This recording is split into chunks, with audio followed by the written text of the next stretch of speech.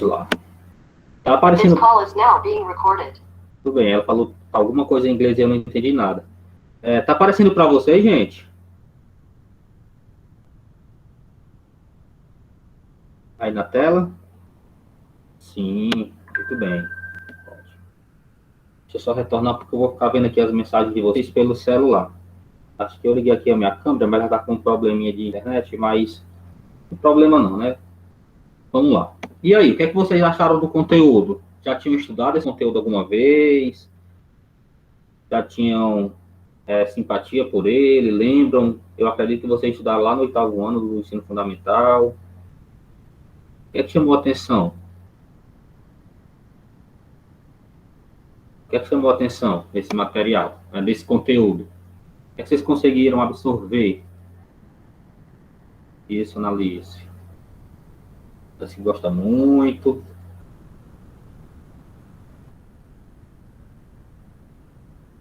Bem. Na atualidade, vocês, pelo que vocês analisaram, pelo que vocês estudaram, alguma informação, né, algum tópico que te fez lembrar alguma coisa da atualidade? Algo que aconteceu, claro, lá no início do século XIX, que é o nosso ponto de partida de hoje, mas que é sentido na atualidade. Existe alguma coisa parecida? Algo similar?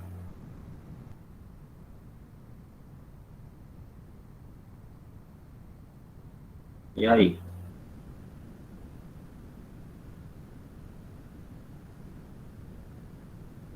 Isso? Então eu começo com essas. Bom dia, Lorena. Bem-vinda à aula.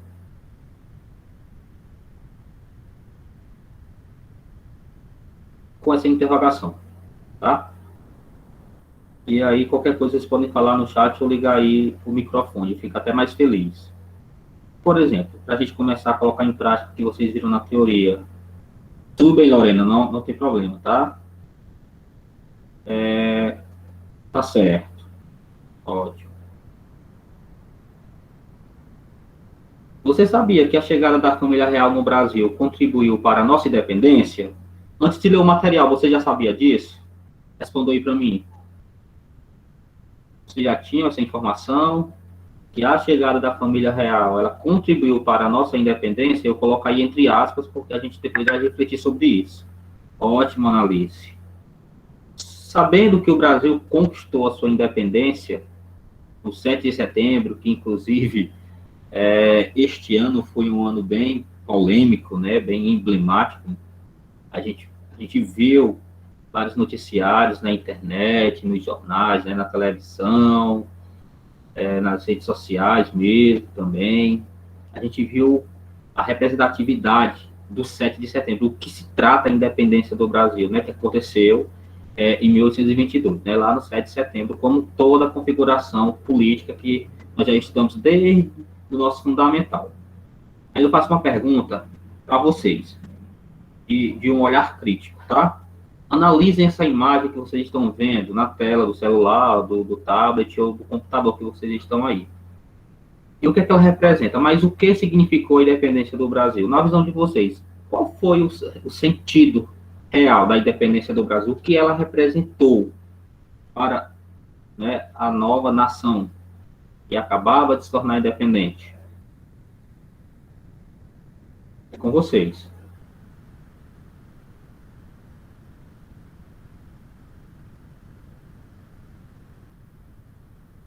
O que é que ela trouxe? O que é que veio junto com a independência? Analisando essa charge aí da direita, essa conversa entre esses rapazes. Alguém, por favor.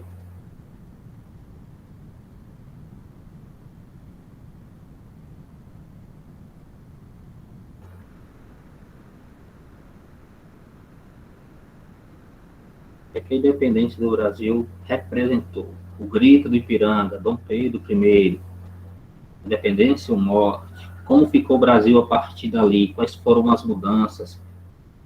Quais foram os alcances, as transformações? O que mudou? O que melhorou? O que finalizou? O que estava ruim que melhorou? Ou que estava melhor que que piorou ou algo que não mudou. Autonomia política, João Guilherme é um aluno bem atento, né? Todos vocês são maravilhosos, do segundo ano de administração, bem participativos. Autonomia política. E como ficou a questão da escravidão? Vocês lembram? Se os escravos foram libertos, junto com o grito da independência, o país podia finalmente estabelecer suas próprias normas. Tudo bem, Sabrina, a questão, né, da primeira Constituição que o Brasil vai passar a ter, bem lembrado, em 1824, né? Então, foi o primeiro governante de uma nação jovem. Tudo bem. Autonomia política, o Brasil podia agora ter suas próprias normas. E a questão dos direitos, o direito da mulher, o direito dos ex-escravos, o direito dos índios, dos mais pobres. Como ficou resolvida essa situação? Mudou? Eles tiveram espaço na sociedade?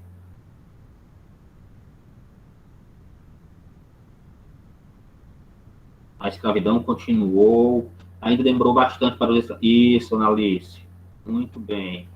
Então, quem foi que teve maior benefício com essa independência, né, com esse fato histórico? Quem foram os mais privilegiados? Favoreceu o comércio. Mesmo a independência sendo declarada para uma parte da população, a igualdade econômica, saiu aqui para mim, ainda não era uma realidade para todos, de acordo com a charge. Muito bem, ô Lorena, exatamente, né? A elite e o comércio, a elite nacional. Perfeitamente. E aí vocês poderiam caracterizar essa elite? Desculpa eu estar interrogando muito, mas eu quero a participação. Quem seria essa elite? Né? Um perfil, algo mais específico. Quem era a elite naquele contexto?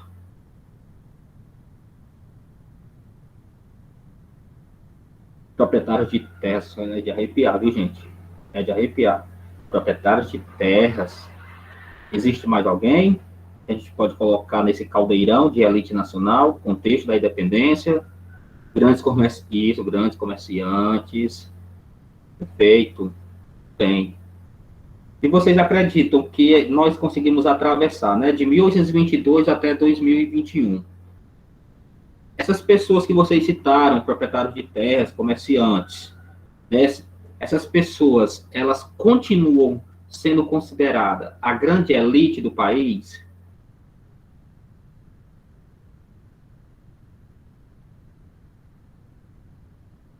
Podemos ver que sim, ótimo análise, basicamente sim, ótimo. E essas pessoas que não tiveram seus direitos garantidos, como, por exemplo, né, negros, mulheres, os menos favorecidos, eles enfrentam os mesmos problemas que enfrentavam, só que não são os mesmos, né, mas é uma linhagem, os mesmos problemas que enfrentavam no contexto, né, do ato da independência.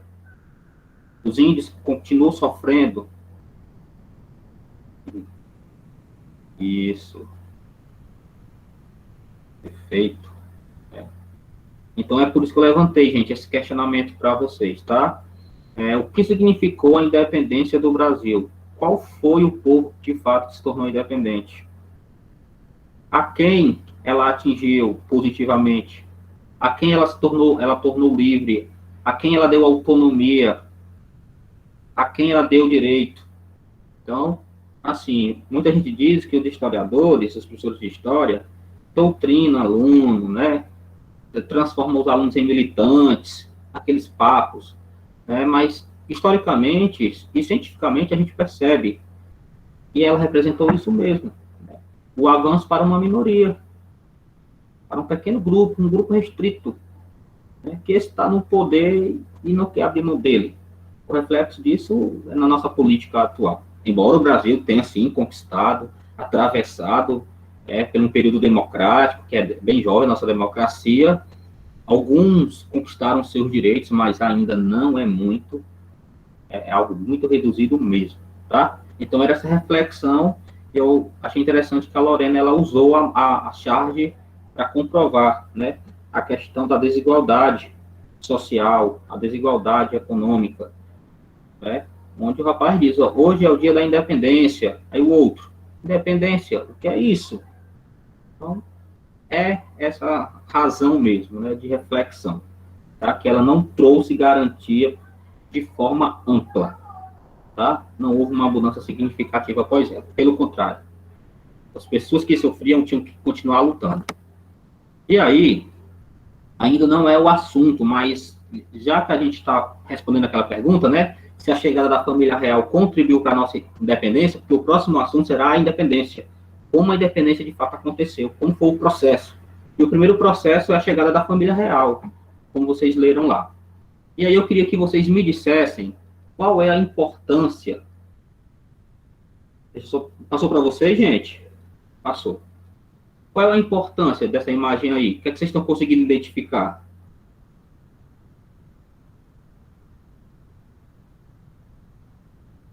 O que ela representa? Os três poderes. Três poderes. Legislativo, executivo e judiciário. Por que os três poderes eles são fundamentais? Por que eles são importantes?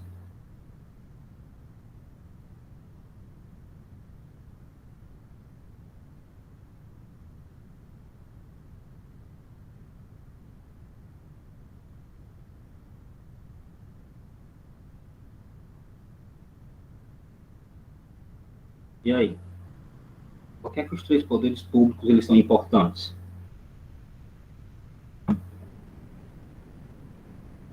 Organização política e econômica do país para desconcentrar o poder público, fim do absolutismo. E eu acredito que vocês estudaram com o tio Isaac na filosofia, tá? Quando vocês falaram sobre o iluminismo, né? Os ideais iluministas, aí nós tínhamos aí o John Locke, nós tínhamos o Rousseau, né, o Adam Smith, o Montesquieu. Pronto, João Guilherme. Essa é uma ideia. Pronto. Ótimo, Analice. E aí era uma ideia, né, do Barão de Montesquieu, onde ele dizia que, para evitar que o poder público estivesse concentrado na mão de uma única pessoa, como é o caso que a Analice abordou, o absolutismo, seria interessante dividir os poderes em três. E aí nós temos essa base lá no iluminismo, que foi combustível para várias revoluções, inclusive aqui na América, inclusive para a independência do Brasil também. Houve inspiração nos ideais iluministas, né? E aí nós temos vários países na atualidade que usufruem dessa criação filosófica do Montesquieu, né? A importância de dividir os poderes públicos. E a segunda visão dele é uma forma de garantir as liberdades individuais de todo cidadão de qualquer estado, de qualquer nação. E a pergunta que eu faço é: os nossos poderes públicos do Brasil atualmente, como é que eles se encontram? Autônomos, né, independentes, estão ameaçados? Existe risco deles deixarem de existir? Eles são respeitados? Eles realmente funcionam?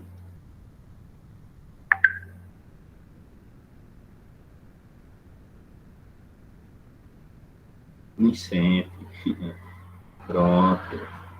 Existe alguém desses três poderes que quer, por exemplo, concentrar, isso, existem conflitos, o João, tudo bem, que quer concentrar, que quer tomar, ele quer unir esses poderes na palma da mão, quer governar sozinho, né? Então é um estudo que a gente deve fazer, meu povo, criticando ninguém não, tá? Mas é bom a gente abrir os olhos e perceber que a nossa democracia ela pode estar em risco, sim.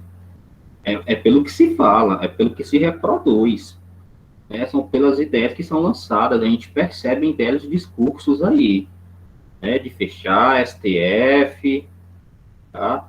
De criticar a Câmara dos Deputados, do Senado, e a gente sabe que esses três poderes, de forma hierárquica, eles são divididos, né? Nós temos aí o Legislativo, com os deputados federais e senadores. Isso, muito bem. Tem muito risco. A gente vê isso nos protestos do dia 7. Pautas antidemocráticas, perfeito. É muito bem vocês estarem atualizados. Tudo bem, viu, gente? Excelente. Tá? Aí nós temos o Executivo, que é o presidente, o governador, os prefeitos. E aí vocês já entendem, vocês já estudam isso. A gente sabe que no município é importante que esses poderes eles funcionem corretamente, assim como no Estado, assim como na Federação. E a gente vai ver que quando o Brasil conquistou a sua chamada independência, entre aspas, tá? Eles foram colocados na Constituição, na primeira Constituição, que foi outorgada, ela não foi promulgada. Mas se criou outro poder, um quarto poder que a gente vai estudar mais tarde, a gente vai perceber que de democracia não houve nada, não existiu nada, tá bom? Bora lá. Então, antes de chegar na independência, eu quero que vocês, usando apenas essas imagens que vai aparecer para vocês, expliquem por que a família real veio para o Brasil, chegando aqui em 1808, usando essas imagens. Expliquem para mim.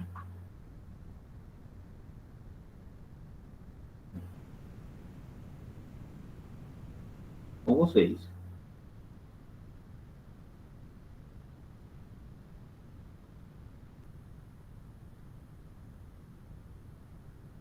Uma espécie de fuga, tudo bem. Eu vi lá, viu? Muita gente colocou coisa interessante lá nos pontos. Uma espécie de fuga, né? Utilizem ferramentas ou as imagens para explicar. Fuga, né? Já percebemos aí o rapazinho correndo, né? Tudo bem. Vamos lá. Por que Napoleão Bonaparte queria expandir seu império até Portugal? Ótimo. Fugindo de Napoleão por não aceitar o bloqueio continental. Ameaça francesa à corte portuguesa. Eles iam ser invadidos pelas tropas de Napoleão.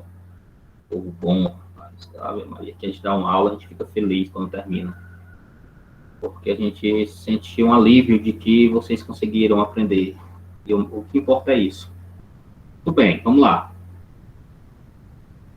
Exatamente. Dom João teve o apoio da Inglaterra. Excelente. Por que a Inglaterra fez de tudo para ajudar a família real portuguesa a partir para o Brasil, fugindo de Napoleão, né, cedendo até armas, navios, exército, escoltando até o Brasil? Qual seria o objetivo e o interesse? Porque era amiga ou tinha outro viés? Eles se beneficiariam dos portos brasileiros. Exatamente. O Brasil foi um meio de refúgio para Portugal. Excelente, muito bem. Interessante. Dominar Portugal seria um golpe forte à Inglaterra. Isso. Seu poder econômico. É como se eu perguntasse assim, quem foi que mais se beneficiou com a chegada da família real no Brasil, em termos econômicos, né? Quem foi que teve maior benefício econômico com essa transferência da corte para a colônia brasileira? Então, vocês já consideram que a Inglaterra. Só que a gente precisa analisar, gente, como era o contexto da família real, né, antes de vir para o Brasil, e qual era a relação que o Brasil tinha com a sua metrópole, né? Como é que estava formada? Eu queria ligar a minha câmera aqui, mas não está dando certo. Acho que não está aparecendo para vocês. Porque não está funcionando, não. Mas, enfim. E aí, o que é que a gente tem que analisar? É um ponto. Por exemplo, a família real, de fato, ela tinha uma rainha, que era a Rainha Maria I. Né? Só que aí ela não estava em condições de continuar reinando. Ela existia, mas não reinava. Ela não colocava em prática. E aí tinha o seu filho, Dom João VI, no caso mais velho, que assumiu provisoriamente, né, os ministros, os grupos, os deputados, né, na monarquia portuguesa, apoiava, aceitava o fato de Dom João ser o príncipe regente, né? Príncipe regente, porque a sua mãe não estava em condições de assumir. E tinha vários abacaxis para resolver. E um deles seria, de fato, a ameaça francesa, napoleônica, como vocês citaram muito bem, né? E nós estudamos nas aulas anteriores que a ideia de Napoleão era expandir o seu império. Né? Ele estava conquistando. Só que, de fato, o problema não era Portugal exatamente. Vocês viram que o problema eram os ingleses. Né? Os ingleses eram uma pedra no sapato. Então, para atingir a Inglaterra, eles acabaram usando os portugueses. Então, dessa disputa entre franceses e ingleses, acabou mexendo com as relações entre Brasil, colônia, e Portugal, metrópole. O que é que nós tínhamos antes? Um Brasil explorado, um Brasil sem autonomia, ou um Brasil restrito, por exemplo, os colonos, né? O comércio brasileiro era muito fechado. Por que era fechado? Porque os portos estavam fechados. Era o chamado Pacto Colonial. Acho que foi o João Guilherme que colocou no texto dele. Tudo bem, olha, ele colocou aí. O chamado Pacto Colonial. Nenhum produto brasileiro poderia ser exportado sem o aval dos portugueses. Só os portugueses aqui tinham acesso aos produtos brasileiros, o que enriquecia os portugueses e dificultava a economia da colônia brasileira. Então, os portos fechados representam.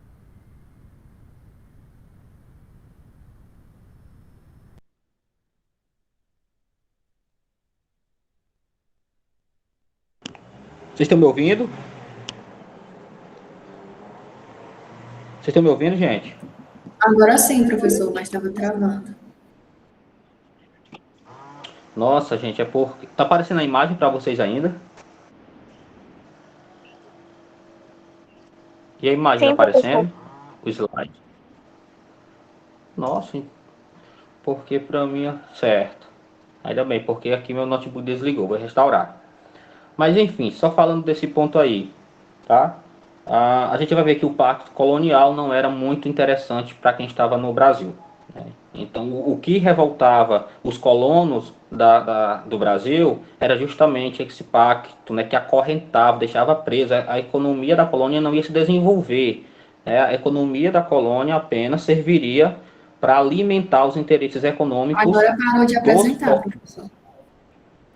Pronto, exatamente. Foi meu notebook, gente, que desligou. Tô só esperando o governo mandar um novo para ver se melhora, mas vai dar certo. Ele voltou aqui, tá? Apresento já. Mas enfim. Então vocês estão certos quando falam que a chegada da família real no Brasil foi fruto dessa disputa, né, desse conflito que os portugueses, na verdade, que os ingleses tinham com os franceses. Era um conflito histórico, né? Eles já tinham se enfrentado em outras guerras muito antes, né, de 1808, que foi a data da chegada da família real no Brasil. E aí, eu acho que foi o João Guilherme e outros colegas também que colocaram lá no texto, né, nos pontos, questionando a respeito do bloqueio continental. E de fato foi o bloqueio continental, né? Então, os ingleses deixaram bem claro, né? Olha, Dom João VI, é o seguinte, cara. Eu sei que tu recebeu aí um ultimato do Napoleão, ele dizendo que se você não aderisse ao bloqueio continental, invadiria o seu reino. Só que é um problema. Você sabe que nós somos amigos há muito tempo, somos parceiros econômicos. E você depende muito da minha economia. Eu abasteço vocês economicamente. Vocês não têm uma indústria forte ainda. E vocês dependem muito de mim. Se você aderir ao bloqueio continental, o que é que a gente vai fazer? A gente vai invadir as suas colônias e o Brasil. A gente vai invadir o Brasil. Você sabe. Né? E aí aquele ditado, né? Se correr o bicho pega, se ficar o bicho come. Ele ficou em cima do muro. Até a proposta do rei inglês, quando ele diz, olha, vamos fazer o seguinte. Você tem uma colônia, né? Ninguém nunca colocou os pés, ninguém de sangue real, né? Nunca colocou os pés lá. Eu acharia melhor você passar uma temporada. Você consegue fugir de Napoleão, cara. E a gente continua amigos, parceiros. E aí ele não pensou duas vezes, né? E aceitou a ajuda que a Inglaterra ofereceu. E aí a Inglaterra mandou, né, os seus navios, mandou o seu poder bélico, né, colocou homens para fazer a escolta até a chegada, que durou 54 dias. A gente sabe que vai durar aí 54 dias a, a viagem. Vocês conseguiram identificar como eram as condições da viagem?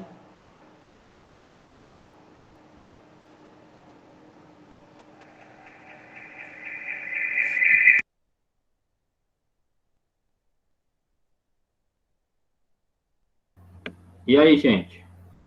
Sobre as condições da viagem? Condições insalubres, tudo bem, precárias. Quantas pessoas vieram? Vocês identificaram?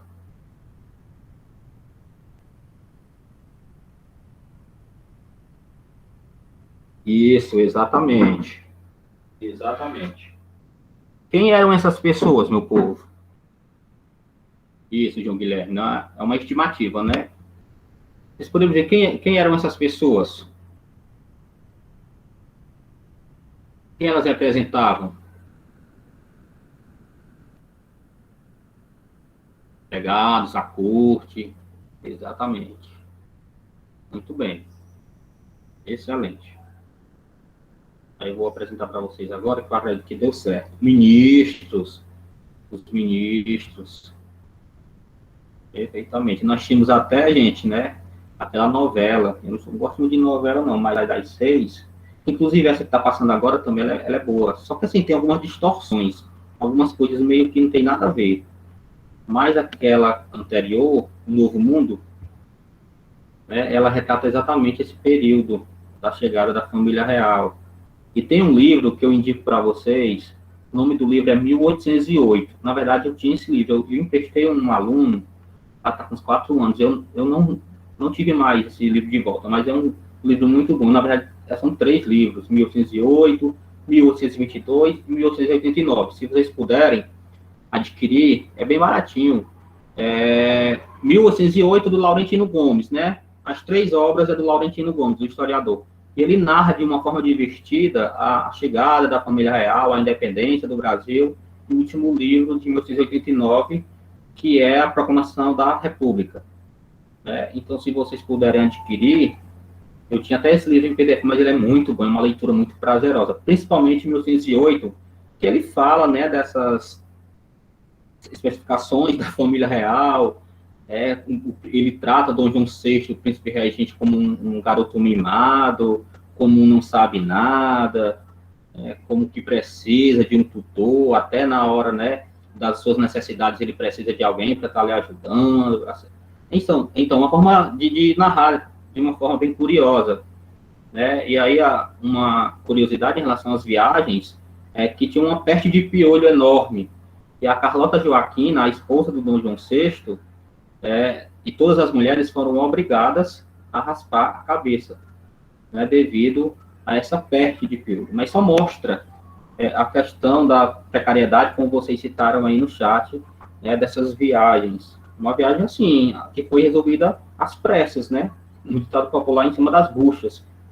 Porque é aquela questão que Napoleão já vinha invadindo Portugal com as suas tropas.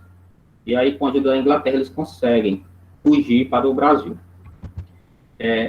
Eu ia esperar o slide abrir, mas eu já vou fazer uma. Chegam aqui no Brasil. Qual é o primeiro destino?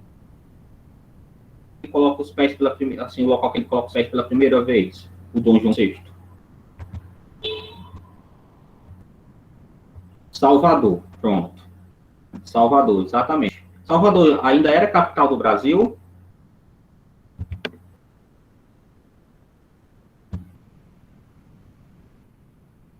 Era?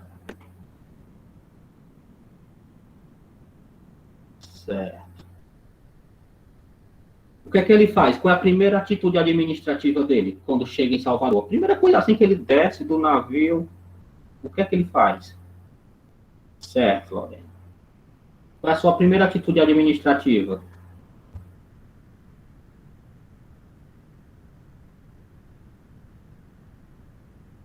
Abrir os portos às nações amigas. É uma questãozinha de prova, tá? É muito simples. Por quê? Que a primeira atitude de Dom João VI vai ser essa: abrir os portos às nações amigas.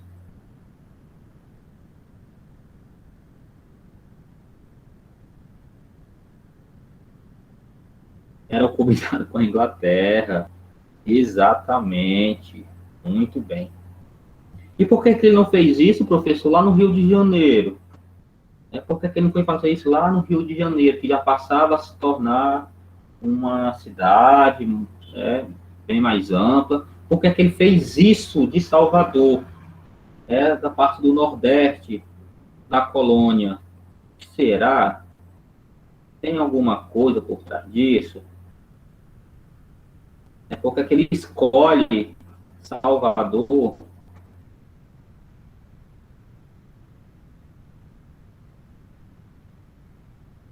para ser o local onde ele vai resolver abrir os portos. Por que ele não faz isso em outra parte do Brasil?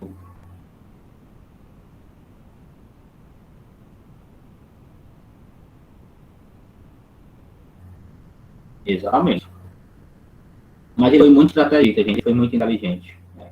E assim, Rio de Janeiro ainda não era configurada como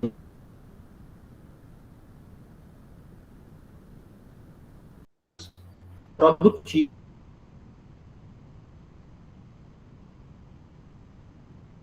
e era um lá que estava a maior parte da elite. Ele não foi besta. A primeira coisa que ele faz, além de ajudar a Inglaterra, é se aproximar, é fazer alianças com a elite, porque ele sabia que ia precisar da elite brasileira. Né? Então eram dois mundos diferentes. Ele sabia que tinha muitos colonos, muitos comerciantes, muitos proprietários voltados com o pacto colonial, né? O que poderia sujar a imagem dele. É certo que o pacto colonial já vinha desde muito tempo. É,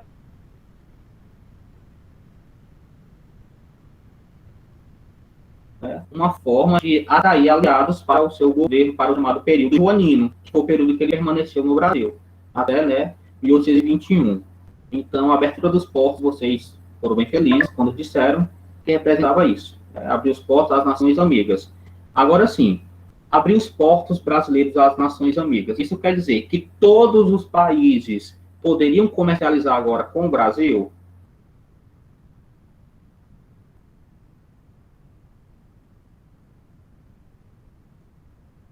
Era isso?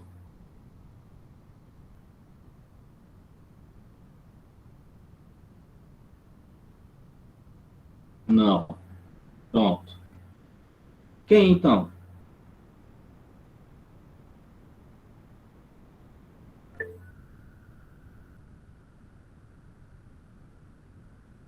Quem então ia fazer isso?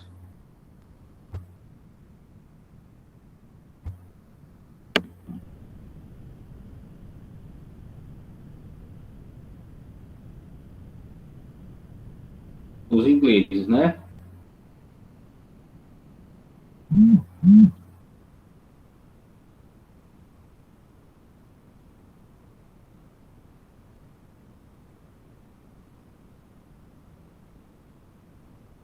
Vocês estão me ouvindo, gente?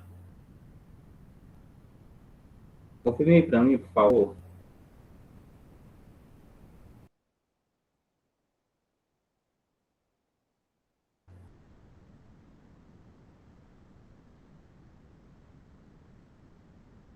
Pronto, me ouvindo, desculpa. Que a internet está oscilando muito. Tá? Eu ia apresentar aqui para vocês, mas não vai nem aparecer. Deixa eu ver se eu consigo de novo. Isso aqui é muito importante, vocês precisam ver isso.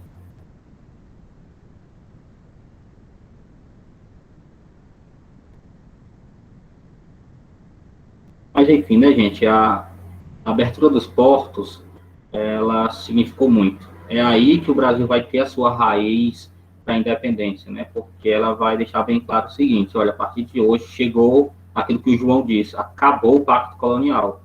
Os portugueses, eles não vão ter mais, né, exclusividade dos produtos da colônia brasileira. Não é nação amiga de Portugal, eles podem comercializar. E a única nação amiga naquela época eram os ingleses, né? O historiador Murilo de Carvalho, inclusive, ele usou uma frase muito conhecida para explicar, né, os grandes benefícios que os ingleses tiveram com a abertura dos portos. Quando ele diz, tudo bem, Fernanda, quando ele diz, o que houve com a chegada da família real em relação à economia foi a britanização da economia colonial. O que é que ele quer dizer com isso? Britanização da economia colonial.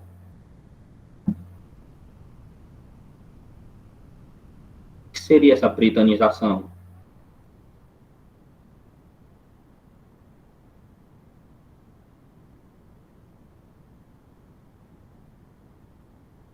Todas as trocas eram feitas com a Inglaterra, muito bem, Analice, né?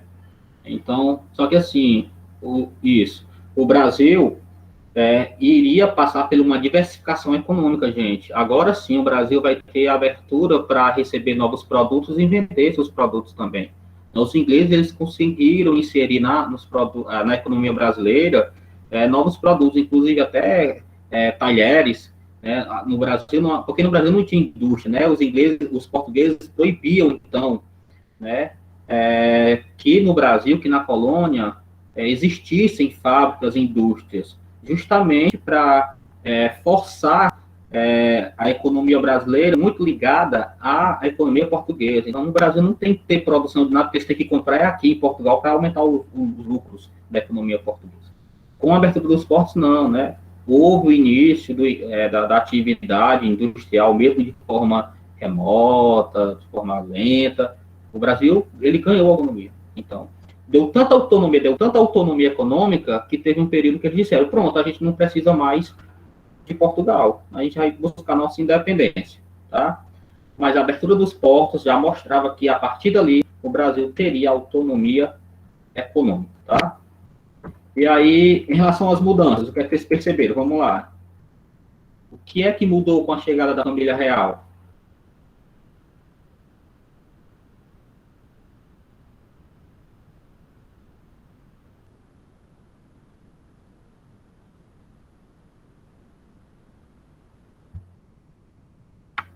Nós vamos ter construções que até hoje estão, né, de pé.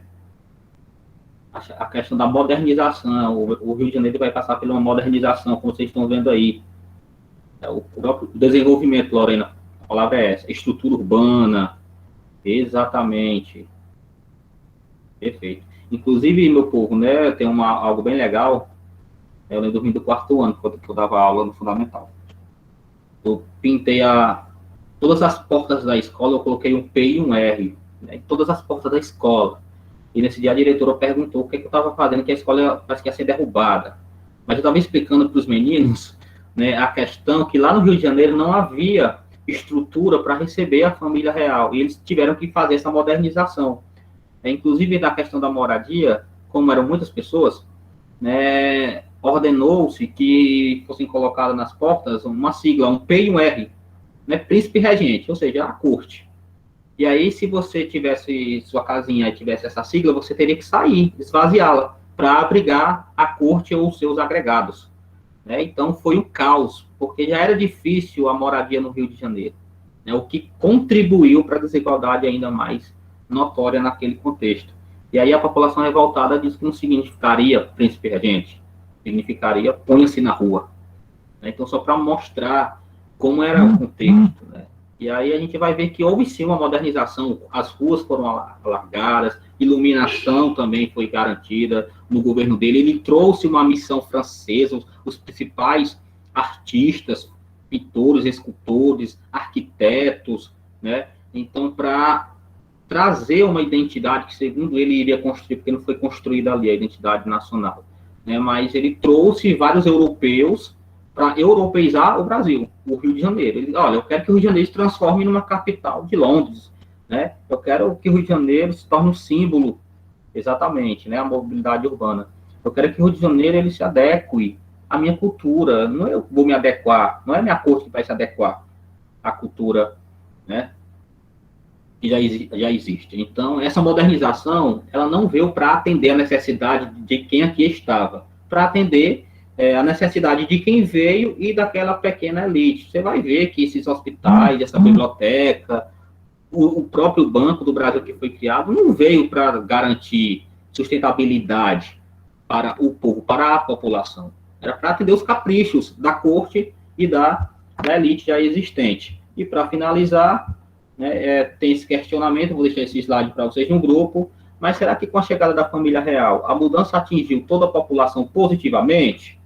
Qualidade de vida, quem foram os mais beneficiados?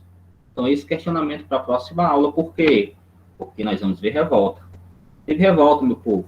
A gente vai ver que não, a chegada da família real não representou, né, algo positivo para todo mundo. Nós vamos ver a Revolução Pernambucana de 1817, e aquela revolução que nós vamos dizer assim, nossa, cara, como os pernambucanos, eles eram arretados, o povo valente. Eles estavam insatisfeitos com alguma coisa que a família real fez ou não fez. Tá? Então, são os assuntos para a próxima aula, tá?